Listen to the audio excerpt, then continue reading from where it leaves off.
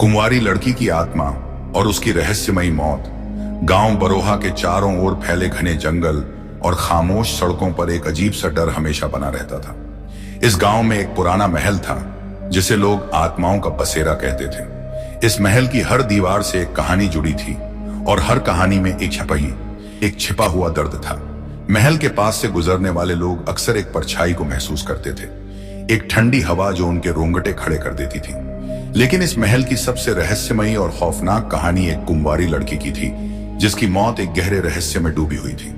कहानी की शुरुआत सालों पहले गांव में एक सुंदर मासूम लड़की रहती थी जिसका नाम था सावित्री। सावित्री अपने माता पिता की इकलौती संतान थी। उसकी सुंदरता और मासूमियत पूरे गांव में मशहूर थी। सावित्री की हंसी में ऐसी मिठास थी जिसे सुनकर हर कोई उसकी तरफ खींचा चला आता था। उसकी आंखों में सपनों की चमक और दिल में नए जीवन की उमंग थी। सावित्री का जीवन खुशहाल था, लेकिन उसकी खुशियों में एक काला साया छिपा हुआ था। उसके आसपास के लोग उसके सुंदर चेहरे और मासूम हंसी के पीछे छिपी एक उदासी को देख नहीं पाते थे। वह अक्सर शाम को अकेले गांव के उस पुराने महल की ओर जाती जो गांव वालों के लिए डर का कारण था। लोग कहते थे कि महल में कुछ गड़बड़ है, लेकिन सावित्री वहां अकेले घंटों बिताती थी। महल का रहस्य। महल के बारे में कहा जाता था कि यह कभी किसी राजा का हुआ करता था। उस राजा की एक अकेली बेटी थी जिसकी रहस्यमयी मौत ने इस महल को हमेशा के लिए अभिशप्त बना दिया था।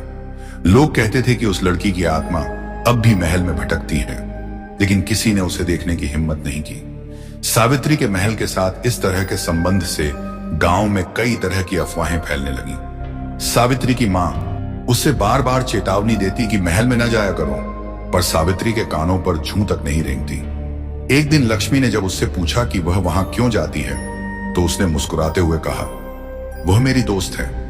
रहस्यमयी घटना।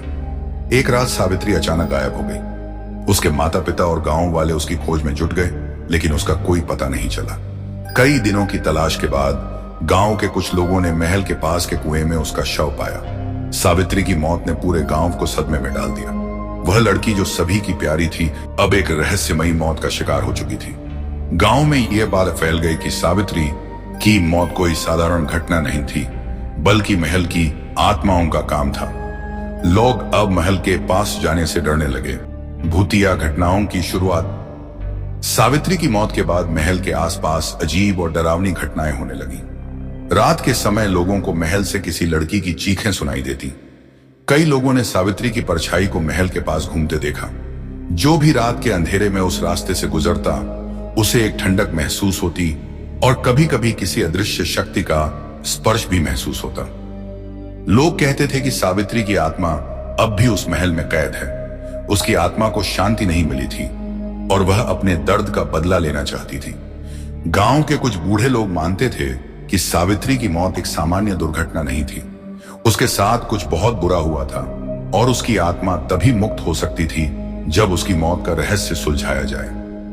नवीन का आगमन। कई साल बाद गांव में एक युवा लड़का आया जिसका नाम था नवीन। वह एक खोजी पत्रकार था और उसकी रुचि अजीब और रहस्यमयी घटनाओं में थी। जब उसे सावित्री की कहानी के बारे में पता चला, तो उसने इस रहस्य की गहराई में जाने का निश्चय किया। वह गांव वालों से मिला और महल के बारे में जानकारी जुटाई। गांव के लोग उसे इस खतरनाक खोज से दूर रहने की सलाह देते रहे, लेकिन नवीन ने अपना मन बना लिया था। महल के अंदर की यात्रा। नवीन ने एक रात महल में जाने का फैसला किया। उसके पास सिर्फ एक टॉर्च थी और उसका दिल रहस्य को सुलझाने की तीव्र इच्छा से धड़क रहा था। जब वह महल के अंदर गया, तो उसे अंदर घना अंधेरा और एक अजीब सी खामोशी ने घेर लिया। हवा में अजीब सी ठंडक थी, जैसे कोई अदृश्य शक्ति उसके आसपास थी।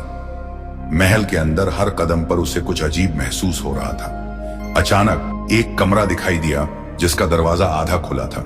जब वह अंदर गया, तो उसने देखा कि दीवारों पर किसी लड़की की पुरानी तस्वीरें टंगी थीं। तस्वीरें उस लड़की की थीं जिसे सावित्री अपनी दोस्त कहा करती थी। वह तस्वीरें सावित्री के बचपन की भी थीं, लेकिन उनमें एक बात सामान्य थी। उन सब में सावित्री के साथ वही लड़की थी जिसकी आत्मा महल में कैद थी। सावित्री की आत्मा का प्रकट होना। नवीन जैसे ही उन तस्वीरों को गौर से देख रहा था, अचानक एक ठंडी हवा का झोंका आया और दरवाजा अपने आप बंद हो गया। कमरा गुप्त अंधेरे में डूब गया। और नवीन को एक लड़की की परछाई सामने आती दिखाई दी। वह सावित्री की आत्मा थी। उसकी आंखों में दर्द और बेचैनी साफ झलक रही थी। उसने नवीन से कहा, मुझे न्याय चाहिए। नवीन को समझ में आया कि सावित्री की मौत के पीछे एक गहरा राज छिपा है। उसकी आत्मा मुक्त होने के लिए इंतजार कर रही थी कि कोई उसकी सच्चाई को सामने लाए। नवीन ने सावित्री से वादा किया कि वह इस रहस्य को उजागर करेगा। सच्चाई का खुलासा। नवीन ने गांव के पुराने दस्तावेजों और लोगों से पूछताछ के बाद एक चौंकाने वाली सच्चाई का पता लगाया। सावित्री की दोस्त जो महल में रहती थी, उसके साथ बचपन में ही एक दुर्घटना हो गई थी। वह महल के कुएं में गिर गई थी और उसकी मौत हो गई थी, लेकिन उसकी मौत को एक दुर्घटना कहकर दबा दिया गया था। उसकी आत्मा महल में फंस गई थी और उसकी मदद के लिए सावित्री महल जाती थी। लेकिन एक दिन सावित्री की मौत भी उसी आत्मा के प्रभाव से हुई थी। महल में दो आत्माओं की त्रासदी दबी हुई थी और उनकी सच्चाई को कोई उजागर नहीं कर पाया था। चमत्कारी अंत।